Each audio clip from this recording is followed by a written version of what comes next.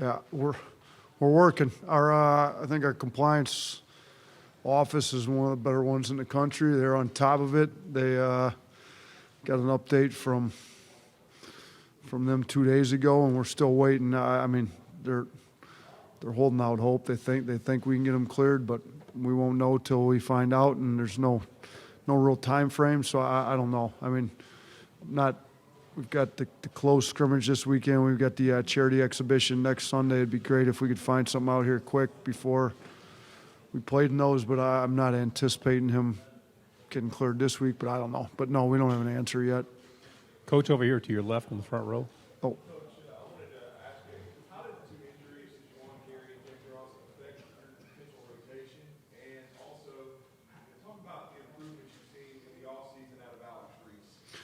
All right, all three of those kind of play the same position a little bit. So, I mean, it was unfortunate that both Jawan and James both are big wings, kind of 3/4 men, and they both went down. So, we'll probably have to play a little bit smaller. Herb Jones will probably have to play some 4.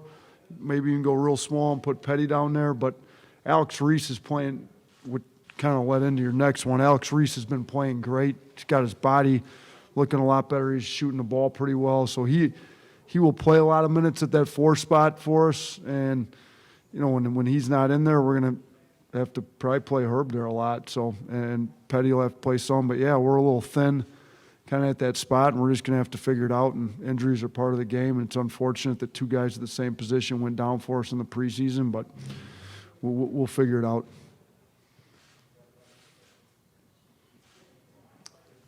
Yes.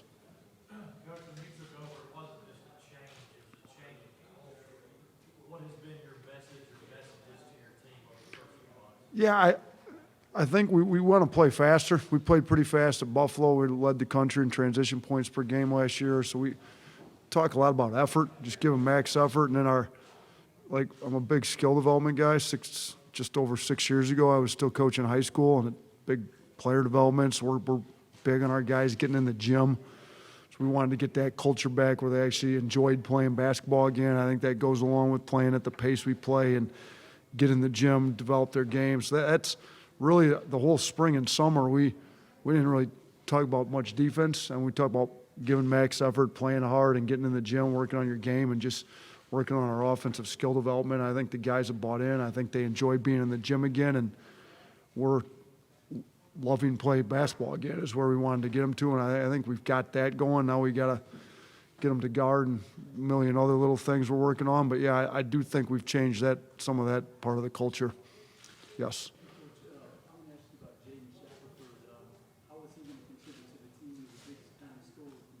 Yeah, the questions about Jaden Shackelford. I love Jaden. I think he's playing great. I mean, he's all about the right stuff. He plays hard every day. He's super coachable.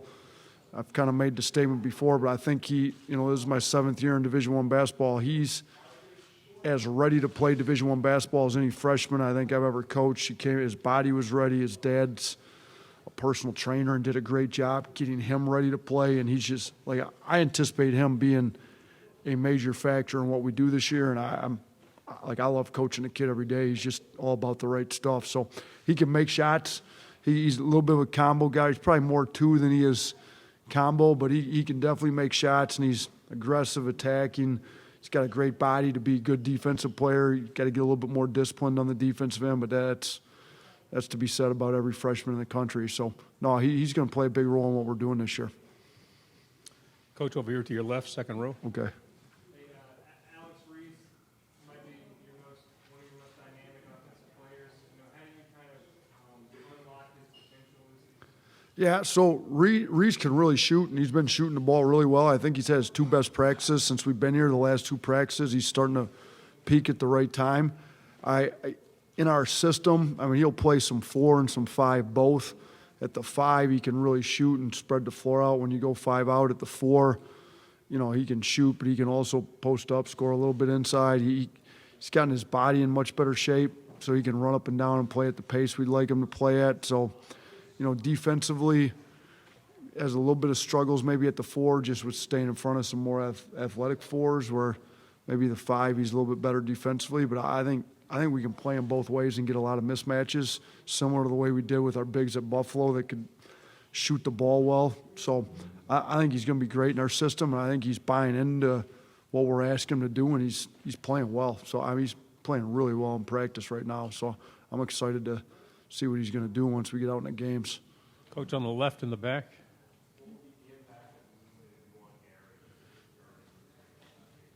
Yeah, I mean, kind of addressed it earlier a little bit, but yeah, I mean, once we lost Rojas, Juwan, the whole staff and Juwan was really coming. He's playing really well in practice, and that was going to give him a lot more minutes with Rojas being out, and then he goes down. So now, really, we need Reese to play great now. I mean, we don't really have a real four-man other than Alex Reese. We're either going to have to play two bigs, which I don't really like to do, or we're going to have to play a little bit smaller with Herb, which is fine. We did a lot of that at Buffalo. Our four-man at Buffalo was really a 6'7" two-guard. So, we have no problem playing Herb down there a little bit. Defensively, he's got length and he's tough. And shoot, maybe even Petty occasionally if we have to go small like that, But it certainly didn't help us when because Juwan was playing really well when he went down. So unfortunate, but like I said, injuries are part of the deal. Our football team lost their two inside linebackers. They seem to be doing all right still. So we'll figure it out. Coach, on your right, standing up against the podium. Yes.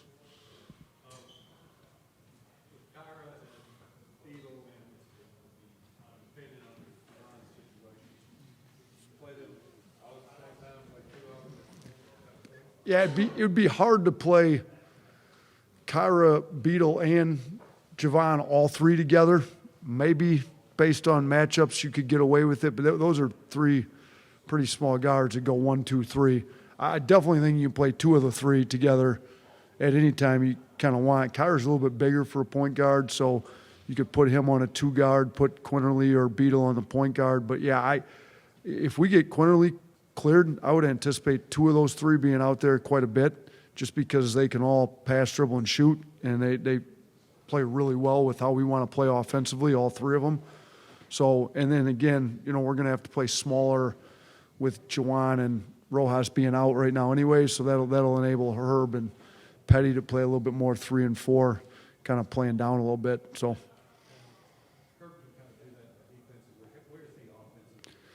Herb, yeah, defensively, he's one of the best kids I've ever coached. I mean, he's one of the better defenders in the country, I would think. Offensively, he's progressing. He's getting better. I think the only thing he really struggles with, and I don't think there's any secret to anybody, is shooting the ball. But everything else, I mean, if Quinterly doesn't get cleared, I mean, he's going to play minutes at the point for us. I mean, Kyra and Beadle and Herb will kind of split minutes, and he'll be a primary ball handler even if he's not at the point for us. So he can pass, dribble as well as anybody. He runs pick and roll as well as any of our guards. He's high IQ, so he's really skilled. Just we're working on his shot. If he can get a shot, I think he'd be a long time, NBA player, play for a long time in the league if he can really develop his shot. To your left, Coach, about 5 rows back. Okay.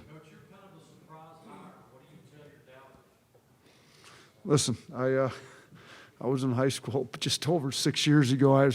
We won the state championship back in Michigan in 2013, so I think I was a surprise hire at Buffalo after only being 2 years an assistant. It worked out pretty well.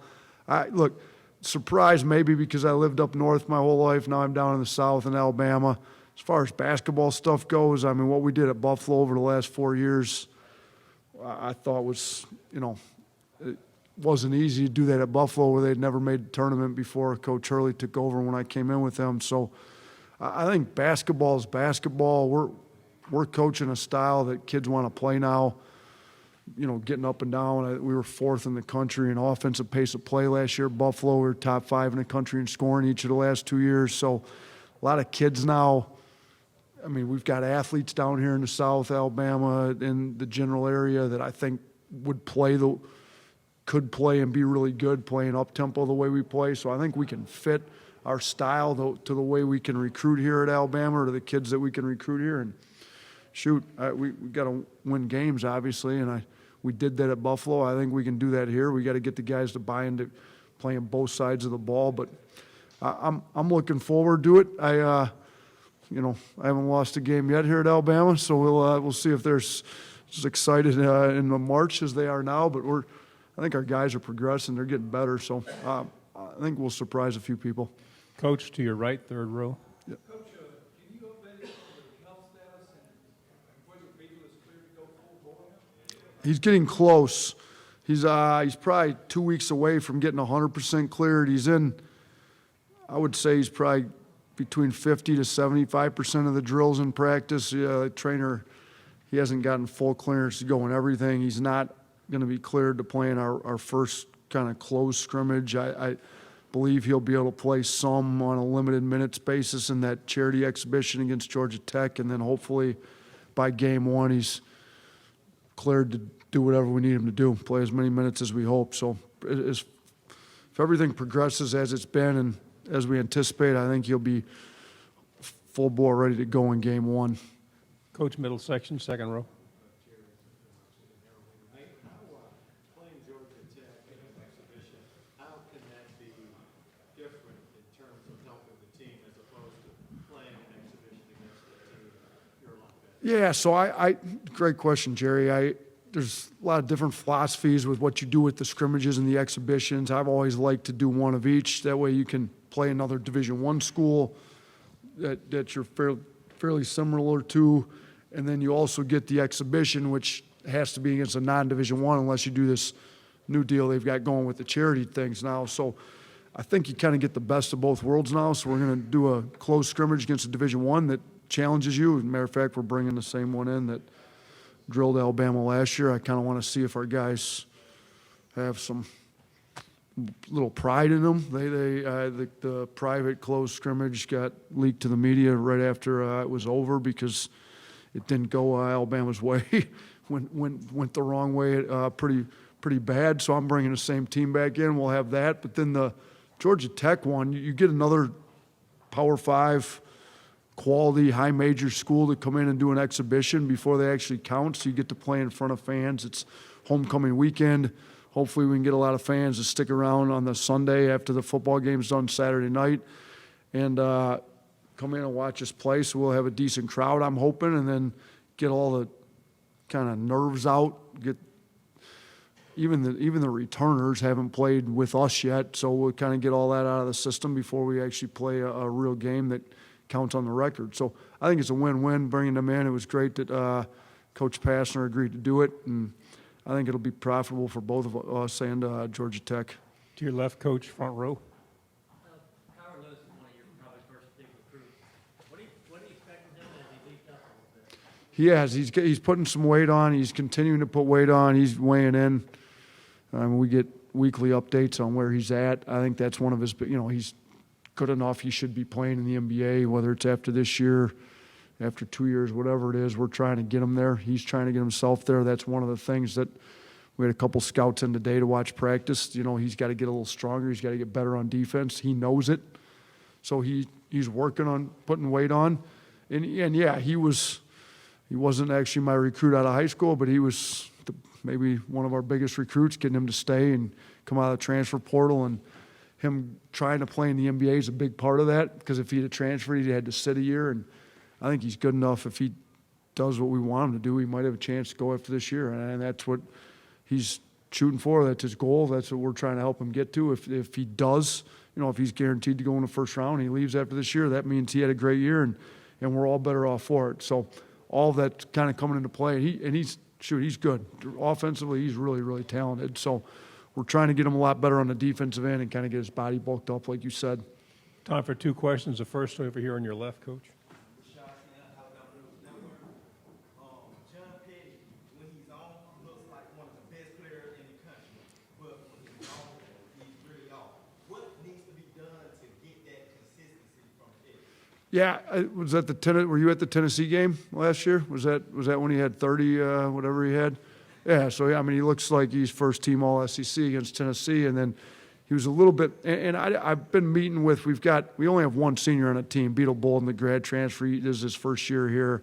He hasn't even been through a full practice with us yet. So we really have 4 juniors that should be the kind of leadership group on this team. The 4 returning juniors, Petty being one of them.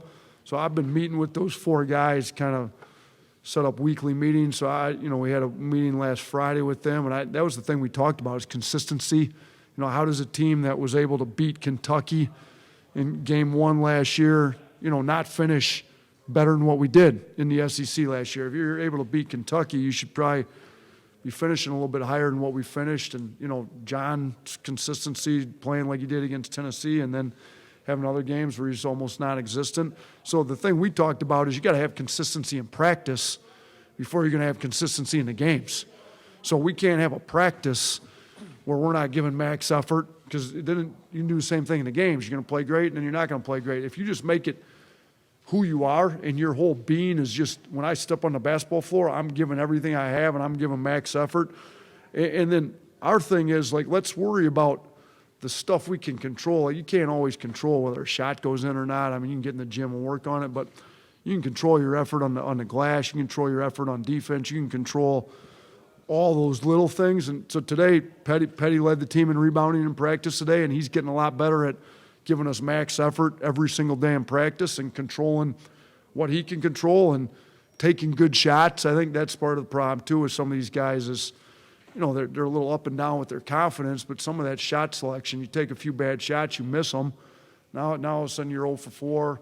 If you didn't take a good shot yet, you haven't missed a good one. You've taken 4 bad ones and missed them all, and now you're starting to second guess yourself. So between getting him great shots and him worrying about the defense, the rebounding, and all that other stuff, then the offense will kind of just take care of itself. We're hoping to get a lot more consistent effort out of him. And if we do, he's ultra talented. You look at Herb, Kyra, Reese, we've talked about, and then Petty. We've got some really talented offensive players, and we've also got some pretty good pieces to go along with them. Do we have a final question? Coach, to your left, please. Coach, I wanted to ask you about another young man in your program, how he developed. What kind of progress has Galen Smith made for you? What role do you foresee? Yeah, Galen's one of our hardest guys, and one of my assistant that I brought with me from Buffalo, Brian Hodgson, works with the bigs, and Brian calls him Old Faithful just because he's just everyday consistent. We talk about consistency with some of our other guys. Galen is consistent. He plays hard. He started games in the SEC. He's battled with real big, so we're going to need Galen to play great for us this year, and he's been really good.